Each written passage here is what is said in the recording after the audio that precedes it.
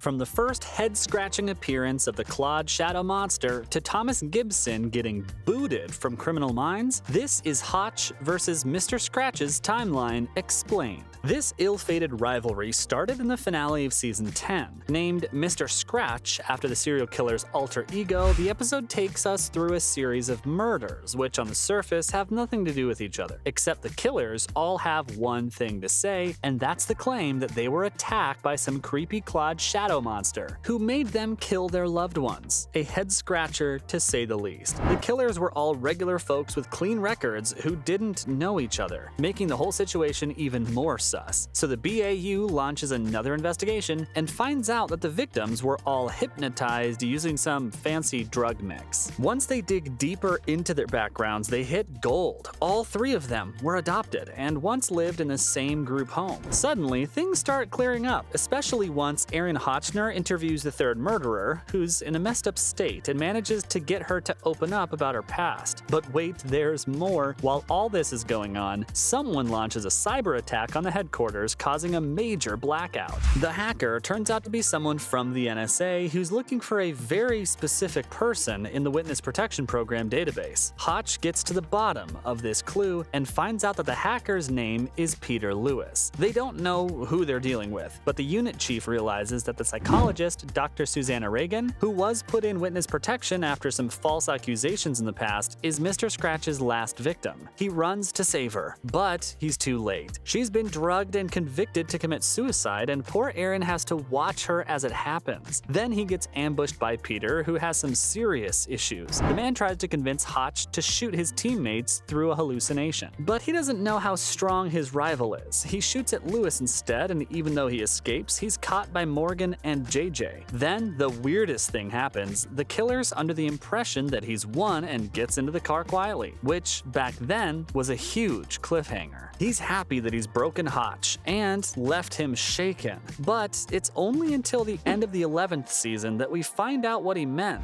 In The Storm, the 22nd episode, the chief is picking up an entire SWAT team in the morning while he's chilling at home. They take him to an interrogation room at the Department of Justice and accuse him of planning a terrorist attack on the BAU headquarters. Like, seriously, are we all talking about the same Hotch? Anyway, he pushes them to tell him who put him under surveillance, and it turns out they got a tip. Now he suspects it was Antonia Slade, who he'd recently looked into, but he was wrong. They hit him with a video of old Petey testifying against him. The serial killer claims that he saw Hotch laughing after hallucinating the deaths of his team. It doesn't take him much time to start pleading his case because he knows too well that Lewis is no good. While he's having it out with the Justice Department, there's something much worse happening outside. A bunch of anarchists and terrorists attack a prison to break out their leader, Eric Rodden. Erin figures out their plan to use him as a scapegoat if they can't stop Rodden's attack. He convinces them to let him go, and then he leads a SWAT team to deal with the gang. They have this intense shootout, but manage to stop the villains. But wait, there's more. These anarchists were planning another attack with a bomb, so they race against time to stop it. And guess what? They do destroy the bomb, but not before a bunch of serial killers escape in the chaos. And of course, Peter Lewis is one of them.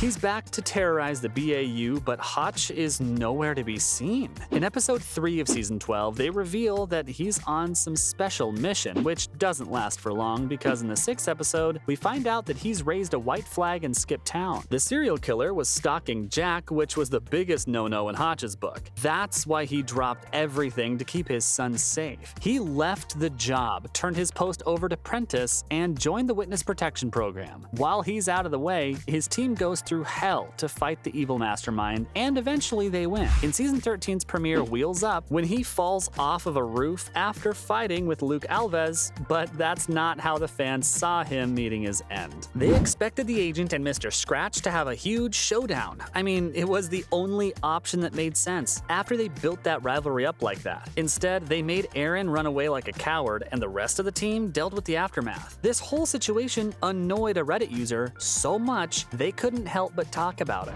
According to them, the showrunners were setting him up to be worse than the Reaper, and it made them want to see a final epic showdown between Hotch and him, which unfortunately never happened. Other fans agreed, adding that they would have liked to see Hotch suffer the aftermath or any kind of continuation of their storyline. But one user named Mr. Scratch, funnily enough, called him out for being the reason behind the unresolved plotline, which is completely true. The only reason their rivalry had such a lame ending was because Thomas Gibson messed things up big time on set. So back in 2016, things got pretty messy on the set of Criminal Minds. Gibson got into a fight with one of the show's writer-producers and landed himself in hot waters. Like, seriously scorching. He got suspended from the show, and though he made a public statement apologizing for the incident and explaining that it was all about creative differences, but the bosses weren't taking any of that because it wasn't the first time he'd blown a fuse on set. Before this, he'd gotten into a fight with one of the assistant directors, and that landed him in anger management counseling. So suspending him made sense because it was his second strike. CBS eventually ended his contract. They'd had enough of his volatile behavior. Since then, the actor's screen time has been limited. He appeared in a couple of projects, but it's clear that his career took a hit after the whole incident. It wasn't easy on the show either. They had to figure out how to write Agent Hotchner out of the show properly, and it took 4 episodes after his last appearance to do it officially. To make matters worse, around the same time, another OG cast member, Shamar Moore, also left the series. Losing 2 of the last 5 OGs in such a short span was risky for the show's popularity, and while the viewership didn't take a dive till season 13, it wasn't easy to deal with. But in the end, Gibson had to be fired. It was way more important to keep the on-set culture and the studio's reputation intact. The loss was rough on the fans too, and if you're one of those hoping to see him on screen again, I've bad news for you. Hotchner's future in the reboot seems pretty unlikely. Sure, he wasn't killed off, but the chances of him coming back are slim to none. The fallout from his on-set behavior was a major blow to both the show and his reputation. His apparent anger issues and violent behavior on set made things pretty messy, and he's been lying low since then, which makes it even harder for the studio to bring him back. Even if they could resolve their issue, it's safe to say that the Axis Actors chapter with the show is closed. The current main cast of Evolution doesn't include Hotchner. Of course, Garcia, JJ Rossi, Prentice, Dr. Tara Lewis, and Alves make up the core team now. Prentice has taken over the chief's position, and she's doing a killer job of it. The show's become a hit again, even without Gibson. A majority of the fans